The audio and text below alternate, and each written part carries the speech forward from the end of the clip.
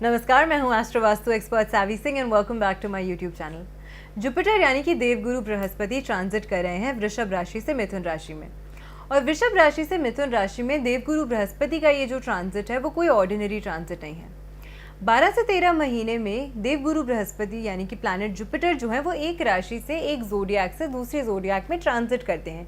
लेकिन इस बार क्योंकि देवगुरु बृहस्पति अपनी निर्धारित गति से ज़्यादा तेज स्पीड में गोचर कर रहे हैं, ट्रांजिट कर रहे हैं, जिसे एस्ट्रोलॉजी की लैंग्वेज में अतिचारी मूवमेंट कहा जाता है।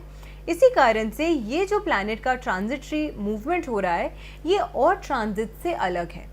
8 वर्ष बाद, 8 सालों के लंबे समय बाद फिर से देवगुरु बृहस्पति जो हैं वो अतिचारी मूवमेंट में आ रहे हैं। और 51 डेज यानी कि जैसे ही संवत बदला, 2025 का साल शुरू हुआ एज पर हिंदू पंचांग, एज पर हिंदू कैलेंडर, 29 मार्च को सबसे पहले शनि देव ने गोचर किया और उसके 51 डेज के स्पैन में ही देवगुरु बृहस्पति, राहु और केतु, 4 महत्वपूर्ण प्लैनेट्स ने ट्रांजिट करना है। अब ये ट्रांजिट जो इतने कम टाइम स्पैन में हो रहे हैं, और क्योंकि शनि जो सबसे धीमी गति से चलने वाला ट्रांजिट माना जाता है, प्लैनेट माना जाता है, जो 2.5 साल बाद एक राशि से दूसरी राशि में गोचर करता है, देवगुरु बृहस्पति जो पूरे 12 से 13 महीने बाद एक राशि से दूसरी राशि गोचर करते हैं, और राहु केतु जो 1.5 साल यानी कि 18 महीने के बाद एक राशि से दूसरी राशि में गोचर करते हैं। इन सभी धीमी गति से चलने वाले प्लैनेट्स का ट्रांजिट सिर्फ 51 डेज के स्पैन में हो रहा है। ऐसे ग्रह नक्षत्रों के योग बनना बहुत ही रेयर होता है, और इसीलिए इस रेयर योगों के कारण इन रेयर ट्रांजिट्स की वजह से ही सिर्फ इंडिया में ही नहीं, या सिर्फ आपकी इंडिविजुअल हॉरोस्कोप पर ही नहीं, बल्कि देश विदेश में, विश्व भर में इन ट्रांजिट्स का इम्पैक्ट जो है वो देखने को मिल रहा है। चाहे वो बड़ी पॉलिसी चेंजेस हों, चाहे वो बड़ी सत्ता परिवर्तन हो, चाहे वो युद्ध की स्थिति में और विस्तारता आना हो, या फिर विश्व स्तर पर बड़े बड़े पॉलिटिकल या फिर फाइनेंशियल चेंजेस जो हैं, इकोनॉमी को बूस्ट करने के लिए चेंजेस जो हैं वो लिए जाना हो।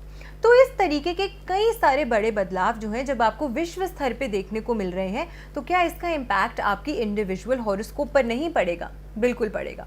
और इसका मतलब ये नहीं है कि क्योंकि वृषभ राशि से जेमिनाई में यानी कि मिथुन राशि में ही देवगुरु बृहस्पति ट्रांजिट कर रहे हैं तो सिर्फ यही 2 राशि इस गोचर से प्रभावित होने वाली हैं, या फिर देवगुरु बृहस्पति की स्व राशियां यानी कि धनु राशि सैजिटेरियस या फिर मीन राशि पाइसिस ही सिर्फ इस ट्रांजिट से इम्पैक्ट होने वाली है। नहीं, हर राशि, हर व्यक्ति की कुंडली इस ट्रांजिट से किसी न किसी तरीके से प्रभावित होने वाली है। लेकिन आपके इंडिविजुअल हॉरोस्कोप में, आपकी इंडिविजुअल कुंडली में ये ग्रह परिवर्तन किस भाव को इम्पैक्ट कर रहा है, ये ग्रह जो है आपकी कुंडली में कितनी मजबूत स्थिति पे है, वो ये डिटर्मिन करता है कि इस ट्रांजिट का इम्पैक्ट आपके जीवन में कितना कम या कितना ज़्यादा देखने को मिलेगा। अब सबसे पहले देवगुरु बृहस्पति 14 मई को रात को 10:33 पर मिथुन राशि में गोचर करेंगे। 9 अक्टूबर को यानी कि 6 महीने के आसपास के स्पैन में ही वो जो है वो ट्रांजिट करेंगे कर्क राशि में, फिर रेट्रोग्रेड मूवमेंट में यानी कि वक्रीय चाल में आके फिर से मिथुन राशि में आ जाएंगे। तो इस तरीके के जब चेंजेस एक बेनिफिक प्लैनेट भी झेलता है या उसके घेरे में आता है, तो कहीं ना कहीं बेनिफिक होते हुए भी वो अपनी पूर्ण जो कैरेक्टरिस्टिक्स है या अपने पूर्ण फल देने के जो योग्य, उसमें जो सक्षमता होती है वो कहीं ना कहीं वो थोड़ी सी कम हो जाती है। इसी के साथ में 9 ग्रहों में देवगुरु बृहस्पति को जीव कारक ग्रह जो है वो माना गया है। आपके जीवन में वृद्धि, विस्तारता, एक्सपेंशन, ग्रोथ का कारक जो माना गया है वो देवगुरु बृहस्पति माने गए हैं। नॉलेज, ज्ञान के कारक, आपके जीवन में फाइनेंशियल ग्रोथ, आपके जीवन में फाइनेंशियल प्रॉस्पेरिटी के कारक, आपके जीवन में फैमिली प्रॉस्पेरिटी के कारक जो माने गए हैं, फैमिली में ग्रोथ के कारक जो माने गए हैं, वो भी देवगुरु बृहस्पति हैं। तो ये एक बहुत ही महत्वपूर्ण ग्रह है जिसका ट्रांजिट हो रहा है। और तुला राशि के लिए अगर हम बात करते हैं तो ये ट्रांजिट डायरेक्टली आपकी कुंडली के 9वें भाव को इम्पैक्ट कर रहा है। 9वां भाव जो कुंडली का माना गया है या आपकी राशि से माना गया है वो आपकी डेस्टिनी, आपके भाग्य का स्थान माना गया है। और देवगुरु बृहस्पति का भाग्य के भाव को प्रभावित करना और भाग्य के भाव में बैठकर अपनी पंचम, सप्तम और नवम दृष्टि जो है उससे आपकी कुंडली के और भावों को भी प्रभावित जो है देवगुरु बृहस्पति इस गोचर के दौरान करने वाले हैं। आपकी कुंडली का प्रथम भाव यानी कि आपका लग्न जो स्थान है वो इस गोचर से प्रभावित होगा। तृतीय भाव जो है, जो आपके लिए आपकी कम्युनिकेशन है, आपके रिलेशनशिप्स हैं, आपके सहकर्मियों के साथ, आपके कोलीग्स के साथ, आपके नेबर्स के साथ, आपके भाई बहनों सिबलिंग्स के साथ, आपके लिए शॉर्ट ट्रैवल, शॉर्ट जर्नीज के भाव हैं। आपकी मेहनत से मिलने वाले फल का भाव माना गया है, आपके हार्डवर्क और पराक्रम का भाव माना गया है, वो भी इस गोचर से प्रभावित हो रहा है। और इसी के साथ पंचम भाव जो अगेन आपके प्रारब्ध कर्मों को भी दर्शाता है, यानी कि आपकी पास्ट लाइफ में किए गए कर्मों को भी दर्शाता है। आपके लिए आपकी लव लाइफ, आपकी फ्रेंडशिप्स का कारक माना गया है। अगर आप मैरिड हैं, आपके बच्चे हैं, तो संतान सुख का कारक माना गया है। और इसी के साथ अगर एजुकेशन के क्षेत्र से जुड़े हुए हैं एज अ स्टूडेंट, तो आपके लिए एजुकेशन का कारक भी माना गया है। तो ऐसे में पंचम भाव जो है कुंडली का, वो अगेन क्योंकि आपकी बुद्धि, आपकी प्लानिंग से डायरेक्ट कनेक्शन में रहता है, इसीलिए ये भाव भी बहुत महत्वपूर्ण भाव हो जाता है। अब देवगुरु बृहस्पति का ये जो गोचर है आपकी कुंडली के नवम भाव में हो रहा है और इन सभी भावों को प्रभावित भी कर रहा है। और इसी के साथ क्योंकि देवगुरु बृहस्पति नेचुरली आपकी राशि से तृतीय भाव यानी कि थर्ड हाउस और छठे भाव यानी कि सिक्स्थ हाउस के जो हैं वो गवर्निंग प्लैनेट भी माने गए हैं, तो ऐसे में ये सभी जो भाव हैं आपकी कुंडली के, वो इस गोचर से प्रभावित हो रहे हैं। अब इन सभी भावों का इस गोचर से प्रभावित होने का जो एक इम्पैक्ट है वो किस तरीके से आपके जीवन में देखने को मिलेगा, उसको हम समझने का प्रयास करते हैं। सबसे पहले देवगुरु बृहस्पति का ये जो गोचर है वो आपके लिए कुछ शुभ फल जो है वो भी प्रदान जरूर करता हुआ नजर आएगा इस गोचर के दौरान आपके भाग्य में, क्योंकि आपके डेस्टिनी को डायरेक्टली इम्पैक्ट कर रहा है। और देवगुरु बृहस्पति एक्सपेंशन और विस्तारता के कारक माने गए हैं, ये एक शुभ ग्रह माने गए हैं।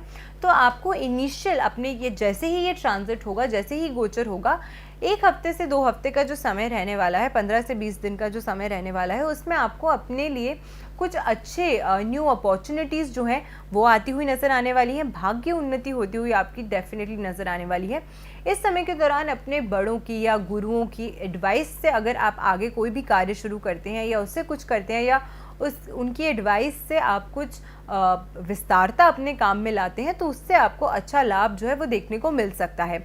आपकी खुद के व्यक्तित्व में, आपकी कैरेक्टर में, आपकी पर्सोना में, आपके सेल्फ कॉन्फिडेंस में एक अच्छी वृद्धि जो है वो होती हुई, एक अच्छा सेल्फ डेवलपमेंट जो है वो होता हुआ नज़र आता है।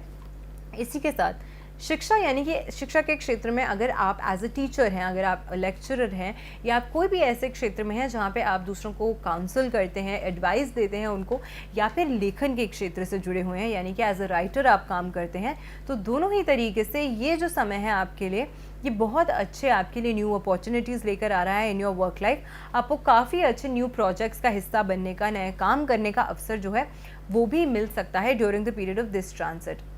वैवाहिक जोड़ों के लिए यानी कि मैरिड कपल्स के लिए ये समय अपनी फैमिली को एक्सपैंड करने का, ग्रो करने का बहुत अच्छा समय रहने वाला है। अगर आप अपनी फैमिली को आगे बढ़ाना चाहते हैं, आप चिल्ड्रन के लिए प्लान कर रहे हैं, तो आपको कोई अच्छी गुड न्यूज़, खुशखबरी जो है वो ज़रूर इस समय के दौरान मिलती हुई नज़र आती है। संतान सुख की जो आपकी मनोकामना है वो इस समय के दौरान पूरी होती हुई डेफिनेटली नज़र आती है। शेयर मार्केट में अगर आप निवेश करते हैं तो थोड़ा सा ख्याल ज़रूर आपको इस समय के दौरान डेफिनेटली रखना होगा। किसी अच्छे विशेषज्ञ की एडवाइस से अगर आप इन्वेस्ट करते हैं तो उससे आपको कुछ अच्छा लाभ भी जो है डेफिनेटली वो शेयर मार्केट के थ्रू देखने को मिल सकता है। फॉरेन लैंड जाने का अगर आपका सपना है, या फॉरेन ट्रैवल करना चाहते हैं, चाहे वो काम के लिए हो या फिर हायर एजुकेशन के लिए हो, एंड स्पेसिफिकली हायर एजुकेशन के लिए अगर आप फॉरेन में अप्लाई कर रहे हैं या आप फॉरेन लैंड ट्रैवल करना चाहते हैं, तो इसमें आपको कहीं ना कहीं कोई अच्छा शुभ समाचार जो है वो डेफिनेटली मिल सकता है। आपको कोई अच्छी अपॉर्चुनिटी जो है वो फॉरेन लैंड से डेफिनेटली मिल सकती है। तो हायर एजुकेशन के लिए, उच्च शिक्षा के लिए अगर आप फॉरेन जाना चाहते हैं, आप विदेश जाना चाहते हैं, तो वो जो सपना है आपका वो साकार होता हुआ इस गोचर से डेफिनेटली नज़र आता है। अब ये गोचर जो है क्योंकि नेचुरली आपकी हॉरोस्कोप में आपकी राशि से छठे भाव की, जो कि ऋण, रोग, शत्रु और साथ के साथ हेल्थ इश्यूज़ को दर्शाने का भाव भी कहीं ना कहीं माना जाता है, और देवगुरु बृहस्पति की जो दृष्टि है वो आपके लग्न पर भी पड़ रही है। तो अतिचारी मूवमेंट की वजह से कहीं ना कहीं इस समय के दौरान मेंटल स्ट्रेस जो है आपका वो बढ़ता हुआ नज़र आता है, और इसी के साथ में आपके हेल्थ में थोड़ी सी परेशानियाँ, थोड़ी सी समस्याएं जो हैं वो भी बढ़ती हुई नज़र आती हैं। थोड़ा सा डिलेस का सामना, थोड़ी सी ऑब्स्टिकल्स का सामना आपको इन जनरल इस गोचर के दौरान करना तो पड़ेगा। आपके काम ज़रूर बनते हुए नज़र आएंगे, बट जिस गति से या जिस टाइमलाइन पे आप चाहते हैं कि वो काम हो जाए, उसमें कहीं ना कहीं थोड़ा सा डिलेस का सामना जो है आपको इस गोचर के दौरान करना पड़ सकता है। अब इस तरीके की परेशानियों का सामना अगर आप कर रहे हैं during the period of this transit, तो ऐसे में कौन सी रेमेडीज़ हैं जो आपको ज़रूर करनी चाहिए इस गोचर के दौरान, जिससे आपको और बेहतर लाभ जो है इस गोचर का मिल सके। और देवगुरु बृहस्पति, क्योंकि ये आपके लिए ऊर्जा के ही नहीं, सिर्फ आपके लिए मान सम्मान, इज्जत, रिस्पेक्ट के कारक भी देवगुरु बृहस्पति जो है वो माने जाते हैं।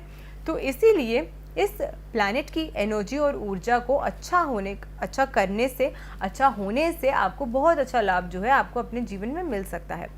तो सबसे पहले तो जो रेमेडी आपको करनी चाहिए वो ये है कि आपको मंदिर में पीले रंग का पटका जो है वो आपको दान देना चाहिए, भेंट देना चाहिए। ये आपको बहुत अच्छा लाभ देगा। किसी कारण से इस उपाय को नहीं कर सकते हैं तो गुरुवार के दिन, थर्सडे के दिन ही आप पटके की जगह पीली मिठाई जो होती है वो भी भेंट कर सकते हैं किसी भी धार्मिक स्थान पर, मंदिर में या किसी भी धार्मिक स्थान पर। अगर आप भेंट करते हैं तो आपको बहुत अच्छा लाभ जो है वो देखने को मिलेगा अपने जीवन में। तो आशा करते हैं कि आज की जो वीडियो है वो आपको पसंद आई होगी। वीडियो अगर अच्छी लगी हो तो ज़्यादा से ज़्यादा लोगों तक वीडियो को शेयर ज़रूर कीजिएगा। ऐसी बेनिफिशियल वीडियोज़ के साथ फिर से लौट कर आऊँगी इसी चैनल पर। आशा करती हूँ आपका दिन शुभ रहे। नमस्कार।